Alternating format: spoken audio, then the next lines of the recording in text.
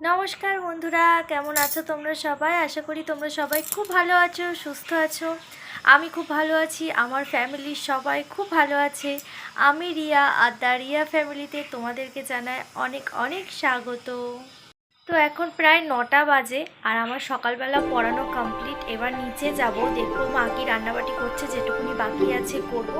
তো চলো, এভাবেই আমি আমার দিনটাকে শুরু করি, আর তোমাদেরকেও আমার দিনের সাথে করে নিয়ে যাই।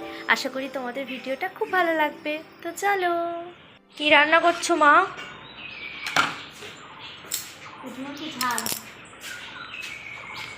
এটা হচ্ছে বেগুন আলু দিয়ে, এটা দাদা খেয়ে যাবে তাই তো। আর এটা হচ্ছে পুঁটি মাছের ঝাল। রুটি দিয়ে খাবো বলে করেছে মনে হয় চচ্চড়ি, বিভিন্ন সবজি দিয়ে চচ্চড়ি। চ্যান হয়ে গিয়েছে তোমার? মায়ের ঘরে যাচ্ছ? তোমার বড় মেয়ে কোথায় গিয়েছে? কলকাতায় বাপের বাড়ি। আমি কবে যাব? তোর যাওয়া বন্ধ। একদম কিল মেরে দেবো, আমি শুক্রবারে যাব। যাওয়া মানে দেখিস কোন তুই। এই আসলি বাপের বাড়ি থেকে। হ্যাঁ, কচু। সকালবেলা টিফিন করা কমপ্লিট। এখন যাব হচ্ছে যেখানটাতে জামা কাপড়, আমি নতুন জামা কাপড় একটু সেলাই করে নিই, তো তাদের বাড়িতে যাব, একটু সেলাই করব জামা কাপড়। আর এক সপ্তাহ পর একটা জায়গায় যাওয়ার আছে, তো ওই জন্য জামা কাপড় সেলাই করবো। আর এরকম দিদিভাইয়ের ঘর আজকে বন্ধ, কারণ দিদিভাই বাড়িতে নেই। দিদিভাই গিয়েছে বাপের বাড়িতে, ও আসবে শুক্রবারে, আর আমি যাব আবার শুক্রবারে বাপের বাড়িতে। তো এই চলছে এখন। তো চলো যাওয়া যাক। ও আর দোকানেও যাব, দুটো লাড্ডু আনবো। আজকে হচ্ছে বুধবার, গণেশ পুজো হবে, তো ও যেহেতু আজকে খেতে আসেনি, ওই জন্য লাড্ডু আনা হয়নি, ওই জন্য পাশের বাড়ির দোকান থেকেই নিয়ে আসবো। তো চলো যাওয়া যাক। তো দোকান থেকে এসে আমি আর একবার স্নান করে নিয়েছি, এখন যাব হচ্ছে ঠাকুর ঘরে। আজকে বুধবার, গণেশ পুজো করব। তো চলো, চেষ্টা করব তোমাদের সাথে শেয়ার করার। তো যাওয়া যাক। আগে ফুল পাওয়া যেতই না, আর এখন দেখো কত ফুল।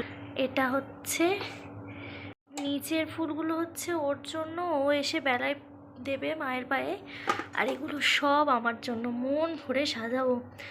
মারা আপাতত মাদেরটা দিয়ে গিয়েছে, এবারে আমি ফুল দেব আর গণেশ পুজো করব। তো পিকচারটাকে তুলে আগে সুন্দর করে পরিষ্কার করব।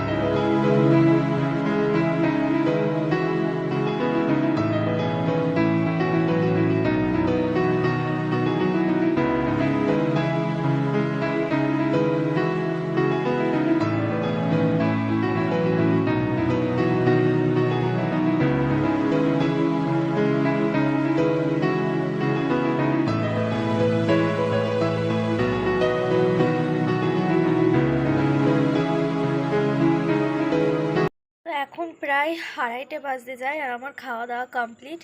কি কি রান্না হয়েছে না হয়েছে এই ওপরে এসে আমার মনে পড়লো যে দেখাতে তো মনে নেই।